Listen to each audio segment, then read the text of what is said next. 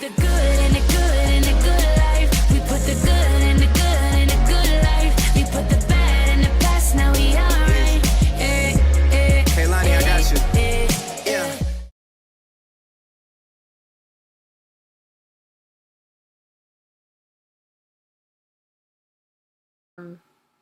They said, I asked him about pain management, and they did not recommend an epidural because that can decrease your mobility. They did not recommend the horizontal cut that you might get for a C-section.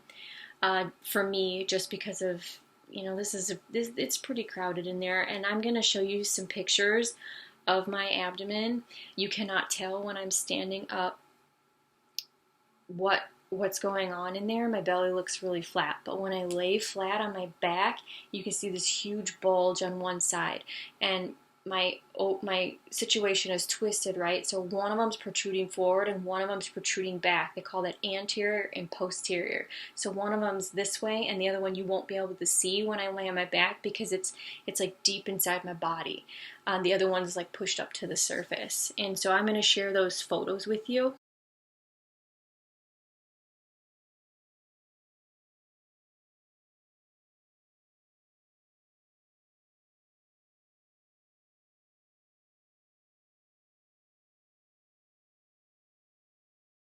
And then I'll also be sharing photos of the wounds. If you want to see the wounds and pictures of the healing process, that's a good point. The healing process takes at least 6 weeks.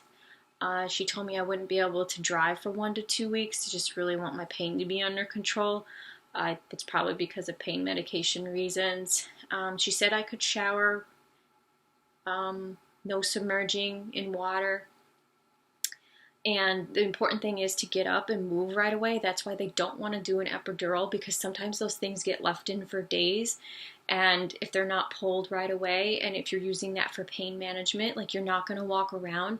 And this is nursing knowledge, so this is medical knowledge. Like if you're not getting up and walking around, you're at much more risk for like wounds, blood clots in your legs, ileus. There's a lot of other complications that can happen if you're not able to get up and walk around.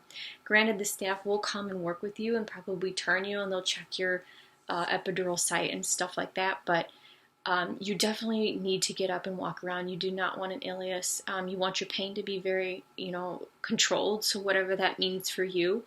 I've had bad experiences with medications in general, so I asked for something a little bit lighter on the opiate side. I gotta look up what it's called because there's 2 medications that sound similar and I don't want to tell you the wrong one. The medication is called tramadol. It's a lower dose of narcotic. It's not usually meant for severe pain. So if I cannot manage my pain, which there will be pain, it's a very invasive surgery. If I can't manage my pain on tramadol, she said she typically gives Norco, and I told her I was open to taking Norco if I can't get up and move as I need to. I'm gonna take whatever they need. Or what if it goes higher? I don't know. I've never had major surgery before. Something else that I just remembered is when they open you up, and if they're going to check all of your organs, so they're going to touch everything. They're going to go around and like feel your intestines, and they're going to feel your organs because they're feeling for masses and for anything that might have spread. The CT did show something on my liver, but it's not concerning. So they know that that's there from the images, and so they know not to really suspect it as anything, I would think. But I guess they would also know by how it looks, because she said CTs they can be faulty by like 5 millimeters. So even though it looks very localized, when they get in there, that's what it is, right? You just have these really awesome pictures, but they're only awesome by like 5 millimeters. So if 5 millimeters this way or that way, it could be spreading, and you just can't see it until you see it with your eyes. The other thing what is going to happen is that when they go in there, they're going to take one whole ovary and fallopian tube, and they're going to send it off to be biopsied.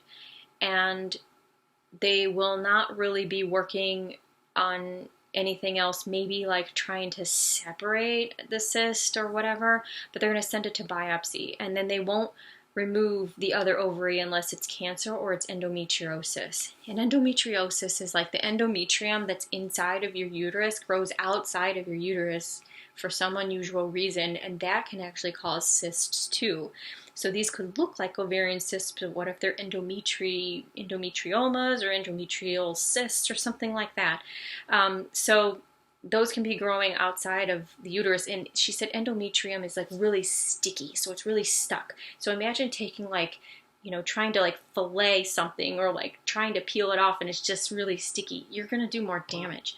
So what they'll end up doing is just taking both ovaries if it's endometriosis too, because it's just too sticky of a substance. And then if it's not cancer, if it's just some freak of nature, I got 2 giant random benign cysts for no known reason, they will do their best to remove the other cyst. So the one will be gone no matter what. They're going to test it for cancer.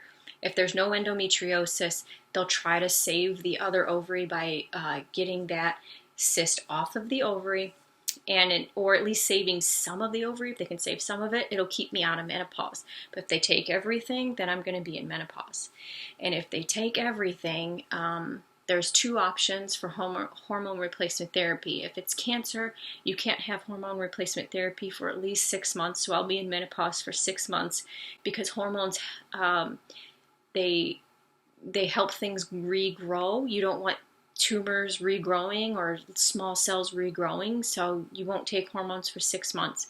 If it's endometriosis, they'll reassess the situation after 6 weeks after you heal. So you will be in menopause for at least 6 weeks, because if you give hormones again, it'll start to grow again, and it just you want that endometrium to be gone before you start doing hormone replacement therapy again.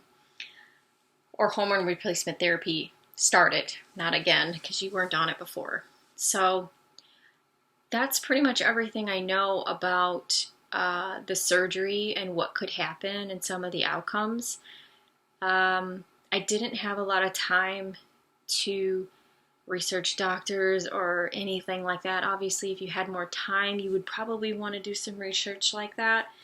But for me, it was like, these things are huge. They got to come out. This could be really fast-growing cancer, and I support that decision. I'm totally on board with it.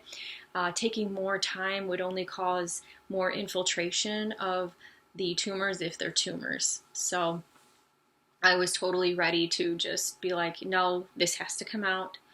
And the only other thing I want to say is they did present the idea of like fertility or whatever, and for me that's not an issue, so I don't have much to offer on it. I didn't even discuss it with them because I'm not planning on doing anything about that, and I also just want this to be safe, and that is more important than anything to me, is just to do the safest thing, which is to get to this surgery. I'm not concerned about it. So unfortunately, I can't help you in that area, and I have no experience to offer.